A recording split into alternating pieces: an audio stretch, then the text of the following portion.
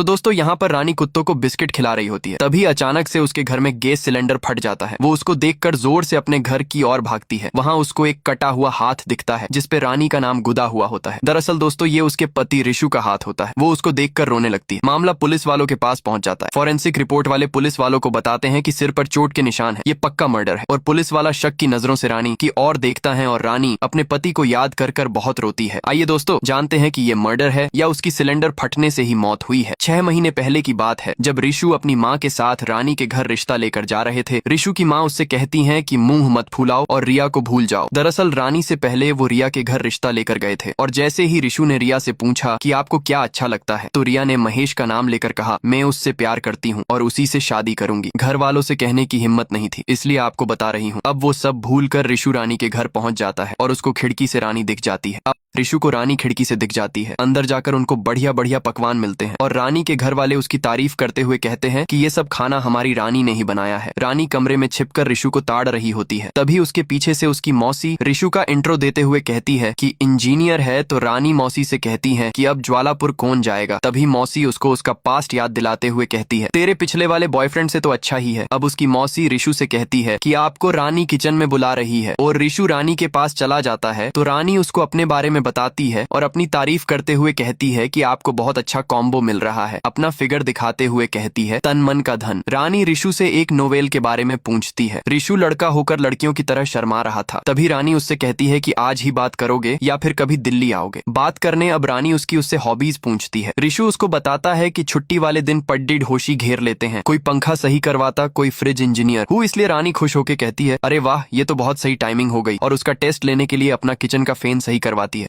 रानी ऋषु से किचन का पंखा ठीक करवाती है।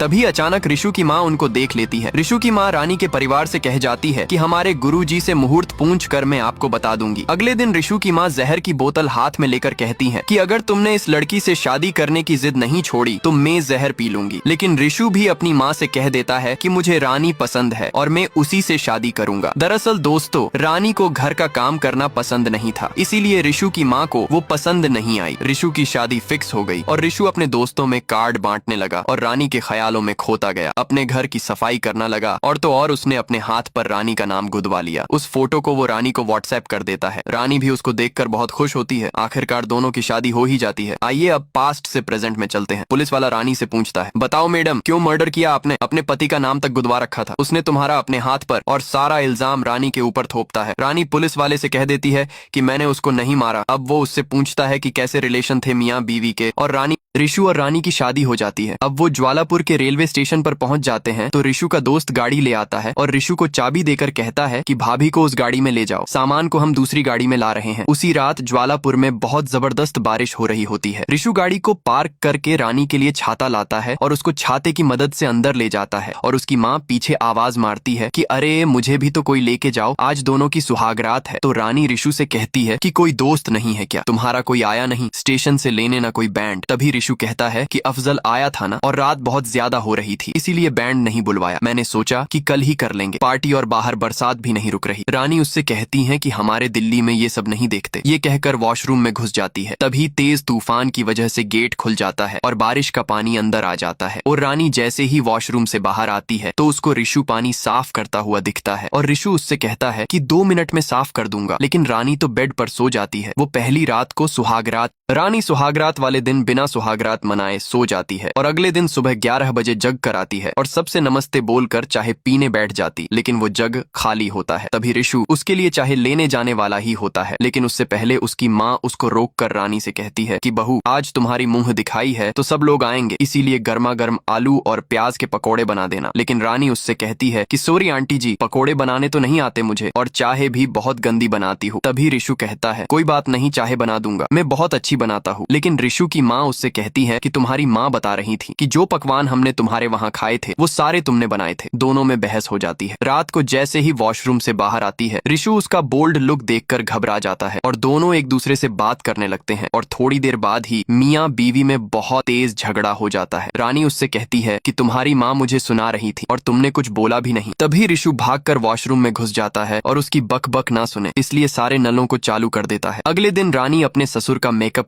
रानी अपने ससुर का मेकअप कर देती है और ऋषु का माँ ऋषु से कहती है कि अब लेके आएगा तुम्हारे लिए। ये नई माँ इनको बुढ़ापे में जवानी चढ़ रही है। उसकी माँ रानी से परेशान हो गई थी, वो कुछ भी काम नहीं करती। रात होते ही ऋषु और उसका दोस्त और उसका पापा छत पर बैठे थे। तभी ऋषु के पापा उनसे पूछते हैं कि अच्छा तो लग रहा हूं ना मैं। अब उसका दोस्त ऋषु को समझाता है कि तुम भाभी को काम में बिजी रखो, उनको फ्री ही मत होने दो, काम से उनका टाइम टेबल बनाकर उसी हिसाब से काम चलने दो। और नीचे रानी वीडियो कॉल पर अपनी माँ और मासी से बात कर रही होती है। तभी उसकी मासी उससे कहती है कि गुस्सा आए तो पिज्जा उसे ऋषु को अपना तन बदन दिखा, और जैसे ही ऋषु आए अपना पल्लू गिरा दो और ब्लाउज टाइट वाला पहनना। अब अगले दिन सुबह ऋषु रानी से चाय मांगने की प्रैक्टिस करता है। जैसे ही ऋषु सामने आकर अपनी चाय की कहता है, रानी उससे पहले अपना पल्लू गिरा देती है और ऋषु लड़कियों की तरह अपना मुंह साइड में कर लेता है और वहां से भाग जाता है। और ऐसे करते इनको ऋषु की माँ देख लेती है। और अगले दिन ऋषु जैसे ही रानी से बोलता है, रानी तुरंत अपना पल्लू गिरा देती है और उनकी माँ फिर से देख लेती है। अगले पार्ट में देखना कि आगे क्या होता है।